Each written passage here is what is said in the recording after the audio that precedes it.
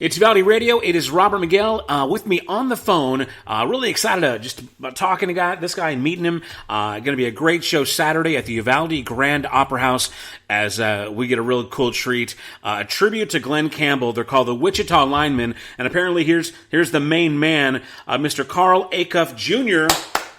Hey, sir. Good morning. How are you doing? I'm great. It's so cool to talk to you. We're so excited because I know you guys are a kind of a high caliber, world class tribute band, and you're the leader of the group, right? I am, and we've got some great guys working with me. Of course, we're doing our unplugged version of the show over there at the Opera House, which is a little more intimate and a little smaller group than what we normally work, but we're going to have a lot of fun anyway.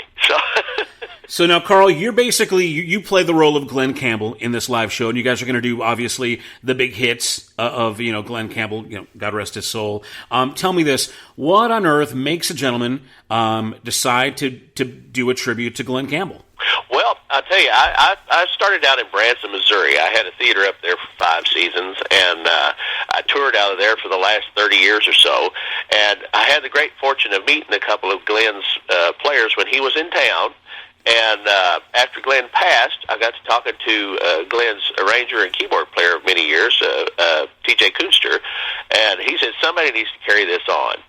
And he actually provided us with all of Glen's original arrangements from his farewell tour. Wow. And helped me kind of put it all together, and it's just been I'm an Arkansas boy, and so an Arkie to an Arkie, and I love Glen's stuff, I always have. He has some great tunes, and it's just been a lot of fun putting this show all together. Most of us are fans of Glen Campbell. We know his music. Now, were you a hardcore fan, or were you just kind of a casual fan until you got this gig? Because obviously you're a working musician before you started this, and Glen only recently passed.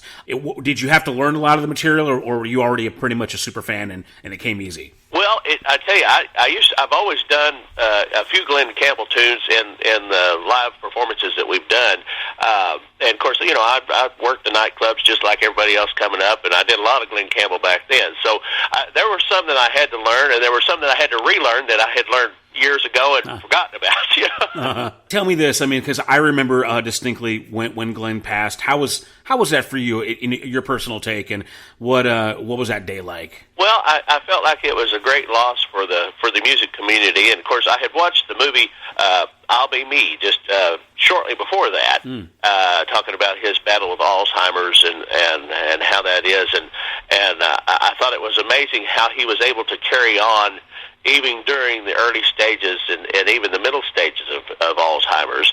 And that's something else we do in our show is we take a little time and I do the last song that he ever recorded called I'm Not Gonna Miss You, and we take it and I talk about the Alzheimer's Foundation and we've all been touched by that. Everybody knows somebody who's had Alzheimer's or has somebody in their family who has Alzheimer's, and it's a very cruel disease, not necessarily for the person who has it, but for the family and the folks left behind. Well, absolutely. Well, obviously, it's wonderful that you're even doing this, something in his honor. Are you guys pretty much the leading Glen Campbell tribute? Is how many are there that you're aware of? Well, as far as I know, of course, we do a tribute to the music of Glen, and we've been touring for 3 years now, and I think I know Jimmy Webb. Of course, he wrote so many tunes for everybody, but he does the Glen Campbell years show, so he's doing a little tribute. But I think he still does some of his other stuff in there too. And then Jeff Dayton, who was his lead guitar player for many years, he's doing a tribute to the music of Glen, kind of like what we're doing too. So, and in the big show, I have several guys that work for Glen there in the Branson area in the show. So it's been a lot of fun. But I think that I'm only aware of 3 of us right now. Wow, well, very cool. It sounds like you got a good network of people who just love and respect what Glen was all about. Now, you alluded to this earlier. Let's talk about the different levels of the show. So you're going to do a kind of a more of acoustic, intimate performance. Uvalde Grand Opera House is kind of a smaller venue with a really great soundstage, or that acoustic performance will carry very nicely.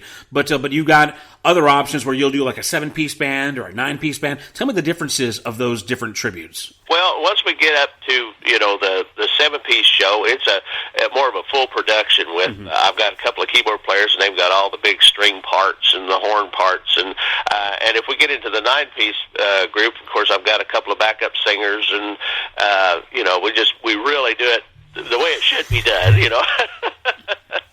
And I have a lot of fun with that. It's a lot of fun to produce those shows where you have all the full parts going on, you know, with the acoustic thing. And of course, Glen's stuff lends itself to being acoustically done. And we kind of do this. I mean, we've got bass, drums, and guitar, and sometimes we just got 2 guitars and a drummer with this little acoustic thing. But of course, he doesn't, you know, the drummer's not real prominent in this thing, but he's just there to keep some time for us. So, well, like you were saying, Glen Campbell's music is just so timeless and great that, you know, as long as it's done well, you know, I mean, you can have a scaled back version. It's going to be fantastic. So, I want actually, before I get too much into the Glen Campbell show, let's go and talk about you. Go ahead and give us a little bit more detail on your background. When did you start in music? You know, and like I said, you ended up in Branson. I'm sure that you play multiple instruments, from what I understand. Let's give us some background on your schooling in music and how you got to where you are today. Sure.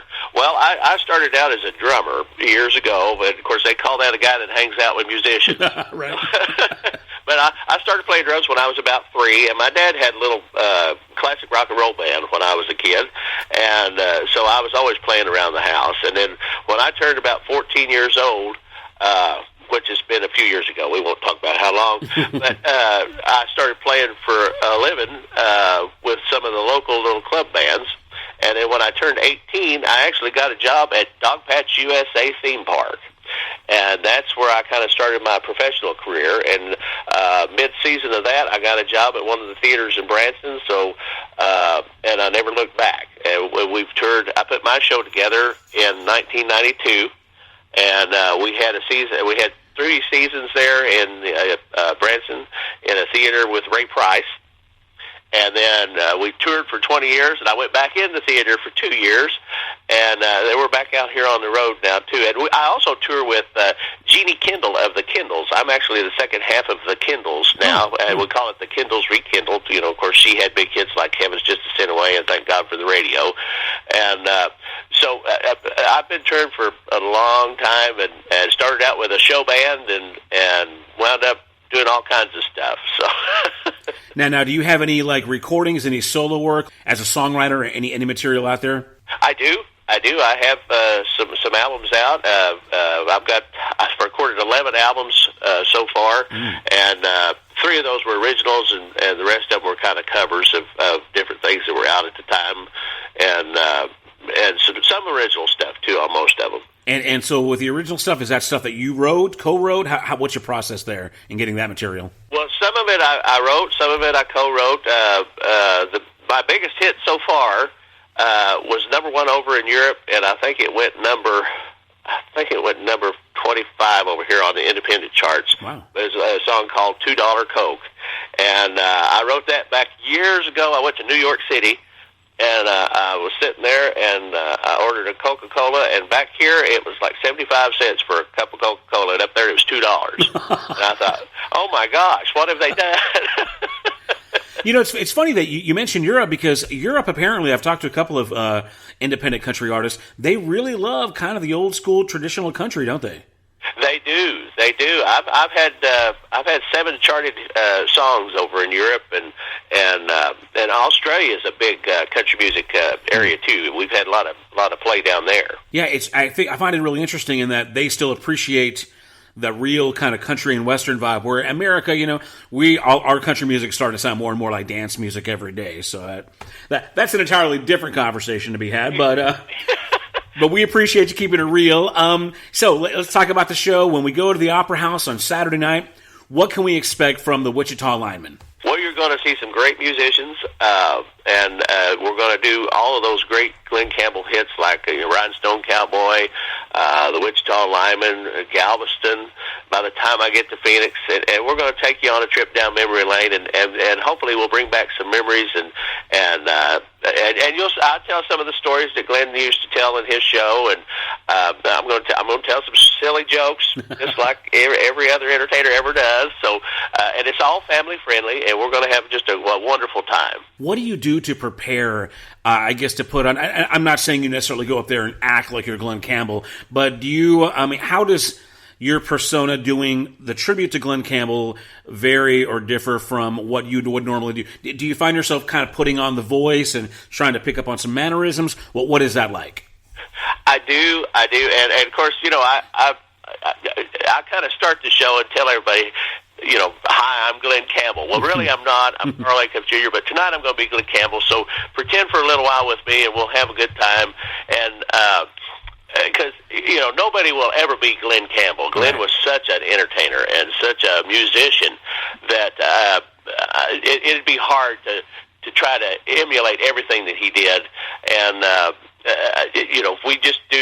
we do a classy tribute to the music of Glen. Well, we're excited to have you guys here in town. It's going to be a great show again. It's going to be Saturday night, February 1st, Uvalde Grand Opera House. Tickets are on sale at the website, which is uvaldeoperahouse.org. We're talking to Carl Acuff Jr., the lead of the Wichita Linemen, a tribute to Glen Campbell. Now, tell me this: what's your personal favorite Glen Campbell tune? I mean, is that something you want to divulge, or? My favorite, after putting the show together, is probably "Where's the Playground, Susie." Wow. Okay.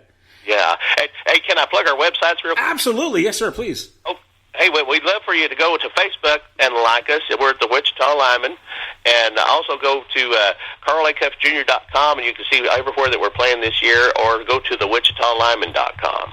Well, again, Carl Acuff Jr., lead singer and a multi-instrumentalist for the Wichita Linemen, performing this Saturday. I have one more question regarding Glen. Hey, I'm sure you've done some research, looked into him whenever you started this tribute. What's like the most surprising story or maybe fact about Glen that you learned during this whole, ride? Well, I didn't realize he had as many kids as he had. Probably the most surprising fact. I guess he had 7 children. Wow, did not know that. And I didn't know that either. Huh.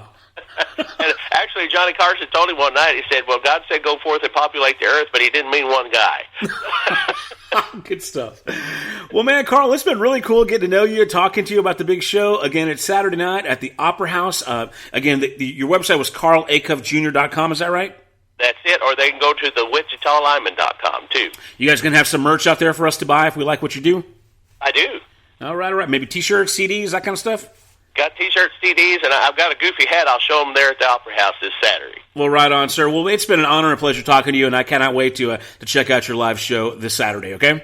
Well, same here. Thank you so much, and we look forward to being down there in Uvalde. All right. Well, that wraps it up here with Uvalde Radio with Carl Acuff Jr. I'm Robert Miguel, and let's get into some Glen Campbell right now.